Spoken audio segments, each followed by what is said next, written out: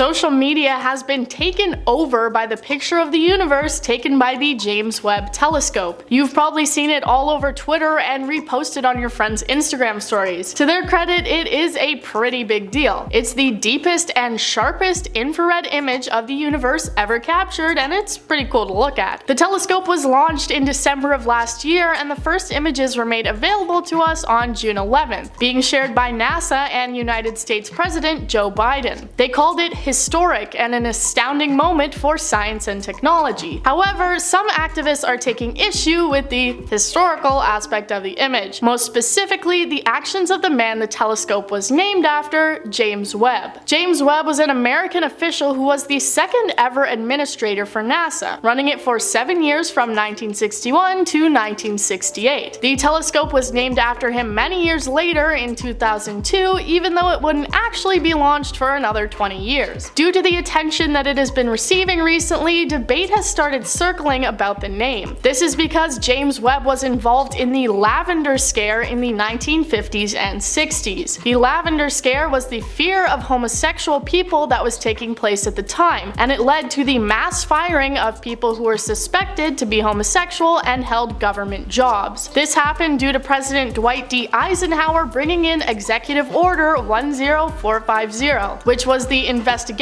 interrogation, and removal of any government employees who were suspected to be gay or lesbian, many people losing their jobs and livelihoods as a result. Webb was apparently responsible for firing people at NASA under suspicion of homosexuality, including Clifford Norton. He was accused of immoral, indecent, and disgraceful conduct by Webb after he had been investigated for being gay. There is a petition going around now among those in the astronomy community that is calling for NASA to rename the telescope as a result of Webb's past actions. Astronomer Phil Plait took to Twitter to say, "The observatory will produce amazing science and gorgeous images, certainly the equal of anything Hubble has done, but it's named after someone irrevocably tied to bigotry and homophobia, and moreover, NASA has botched the way they handled the situation." NASA has been previously called to change the name, but last September they said that they found no evidence to warrant the changing of the name. Despite the multiple pushes for NASA to change it, they are standing by their decision to keep it the same it's been since 2002. Phil Plait also wrote in a newsletter saying, "It's difficult to want to use an instrument when you know you'll have to write about it using the name of someone who worked to negate your very existence." He said that there was a culture of oppression within NASA and that Webb was a contributing factor to it. He said that Webb was Undersecretary of the State Department when hundreds of people were being fired for homosexuality or suspicion of, and that's pretty damning. NASA doesn't seem to think so though. They released a statement saying that they still find no reason to change the name. They said NASA's History Office conducted an exhaustive search through currently accessible archives on James Webb and his career. Our historians also talked to experts who previously researched this topic extensively. NASA found no evidence at this point that warrants changing the name of the telescope. So according to them, there was no evidence that James Webb was ever involved in the firing or discrimination against homosexual government employees. Historian David K. Johnson was the main one to push the idea of James Webb's alleged actions in his 2004 book, The Lavender Scare. He said in the book that there was archival evidence that showed Webb was involved in Senate discussions that kicked off the policy changes that led to the investigations and discrimination. As of right now, NASA has put out no other statements, and it doesn't seem like they have any plans of changing the name of the telescope anytime soon. So that's all I have for you for now, but I'll keep you updated if anything new comes out. I've been your host, Woody. Join us next time for more.